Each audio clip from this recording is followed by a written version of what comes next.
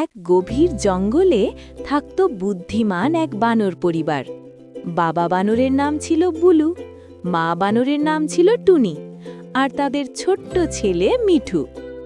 Blue বানর প্রতিদিন ভোরে উঠে গাছে গাছে লাফিয়ে খাবার জোগাড় করত, কলা, আম, কাঁঠাল। টুনি বানর ঘর গুছিয়ে রাখত আর মিঠুকে ভালো কথা শেখাত। মিঠু খুব দুষ্টু হলেও মনটা ছিল ভীষণ ভালো। একদিন মিঠু খেলতে খেলতে জঙ্গলের ভেতরে অনেক দূরে চলে গেল। হঠাৎ সে পথ হারিয়ে ফেলল। ভয় পেয়ে সে কাঁদতে লাগল, মা, বাবা, আমি হারিয়ে গেছি। এদিকে বুলু আর টুনি বুঝতে পারল মিঠু নেই। তারা খুব চিন্তিত হয়ে পুরো জঙ্গল খুঁজতে লাগল।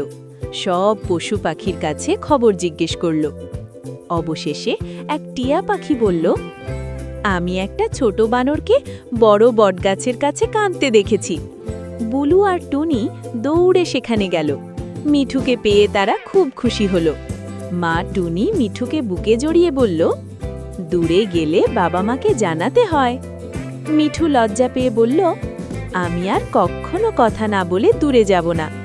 সেদিন থেকে বানরের সংসারে আরও ভালোবাসা আর বোঝাপড়া বেড়ে গেল।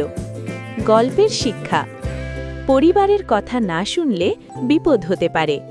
বাবা মায়ের যত্ন আর ভালোবাসাই সবচেয়ে বড় শক্তি।